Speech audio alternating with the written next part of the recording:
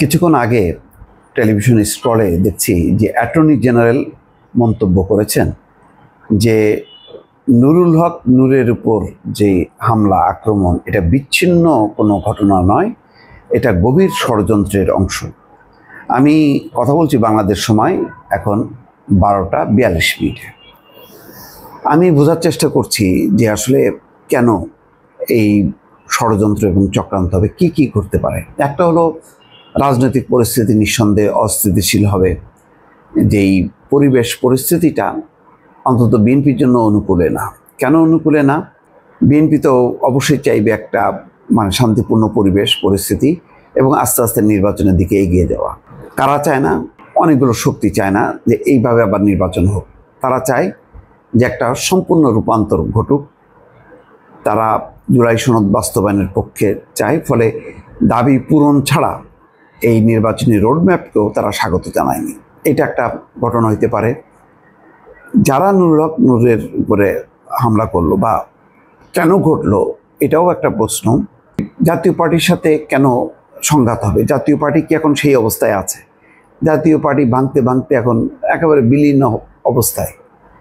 সেখানে এই কর্মসূচিটা কেন? জাতীয় পার্টি কেন তাদের কর্মীরা হামলা চালাবে? অথবা যেটা হচ্ছে যে এই মিছিলটাই যে নাকি হামলা চালানো হয়েছে, কোনটা সঠিক?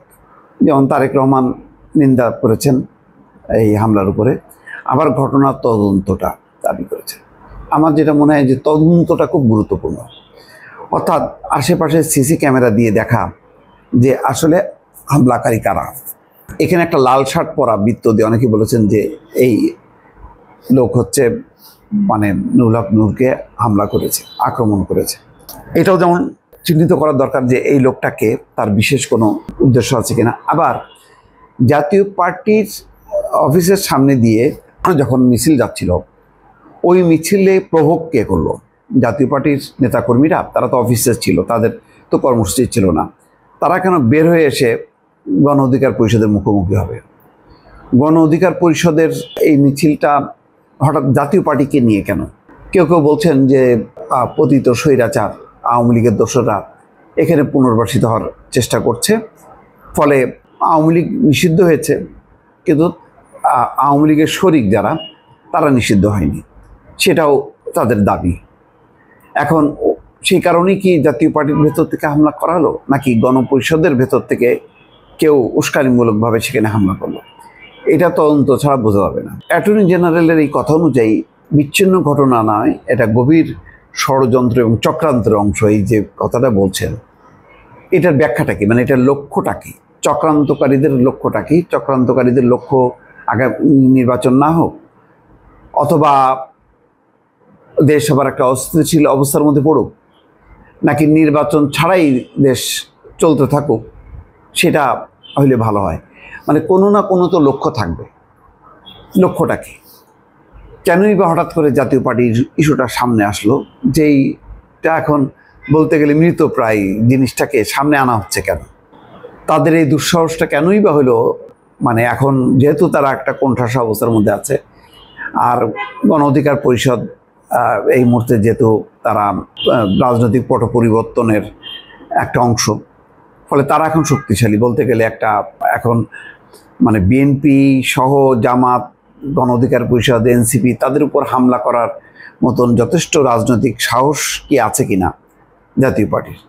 অনেকগুলো প্রশ্ন কিন্তু সামনে আছে, যেগুলির উত্তর খোঁজার দরকার। খুব ঠান্ডা মাথায়, আবেগপ্রবণ হয়ে এখানে যদি কোনো সিদ্ধান্তে কেউ উপনীত হয়, ভুল করবে।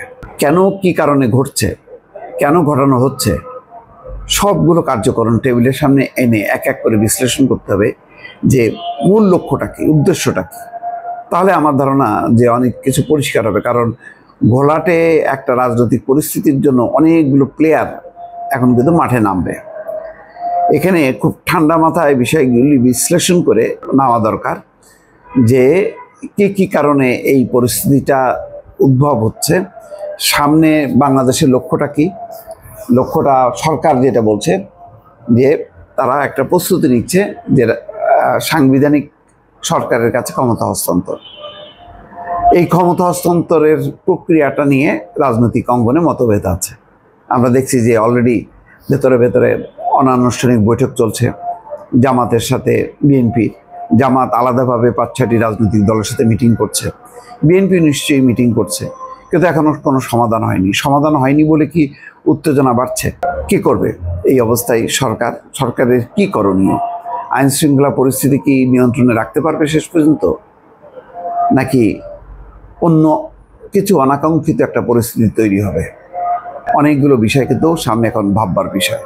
ফলে আমারও ধারণা যে এই ঘটনাগুলো বিচ্ছিন্ন ঘটনা, এমনি এমনি ঘটে গেল সেটা মনে করার কোনো কারণ নেই। দর্শক ভালো থাকবেন, আল্লাহ হাফেজ।